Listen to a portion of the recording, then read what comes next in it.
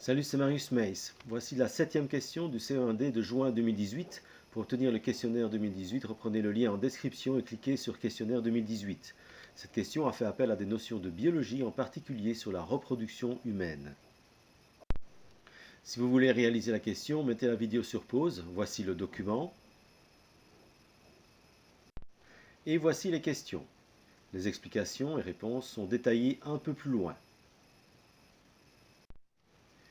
Voici donc les explications et les réponses et commençons d'abord par le document.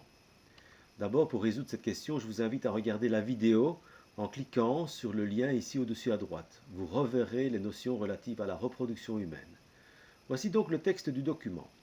Charles Bonnet publie un livre dans lequel il développe ses idées sur la reproduction. En voici un extrait.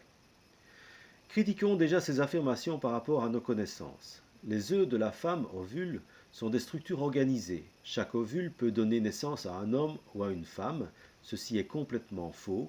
Chaque ovule peut fusionner avec un spermatozoïde et donner alors une cellule œuf qui va se multiplier et donner un embryon, futur fœtus humain. L'ovule est donc un petit être vivant qui n'a plus qu'à grandir.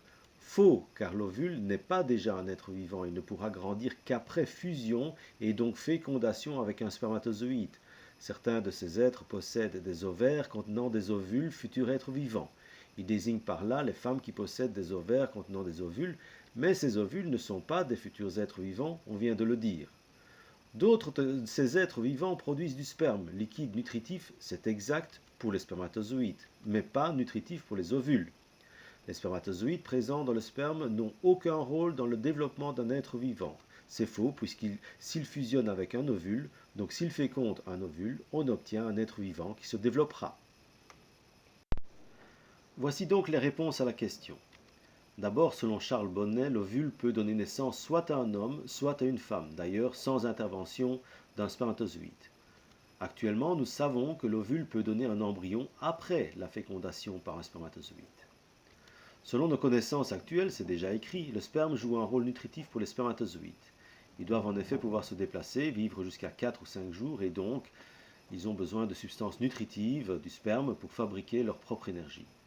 Cependant, pour Charles Bonnet, le sperme joue un rôle nutritif pour que les ovules puissent se développer, ce qui est complètement faux selon nos connaissances actuelles. Enfin, toujours selon Charles Bonnet, les spermatozoïdes ne jouent absolument aucun rôle. Maintenant, on sait que le spermatozoïde est nécessaire pour féconder un ovule et ainsi obtenir un embryon. Charles Bonnet, dans ses idées, n'a jamais évoqué l'étape d'une fécondation qui, maintenant, on le sait, est indispensable pour obtenir un embryon. Au final, on comprend donc que les raisonnements scientifiques doivent évoluer et que continuellement, ils doivent être remis en question. C'est ce qui a été fait après les idées de Charles Bonnet. Voilà, cette vidéo est terminée. À très bientôt.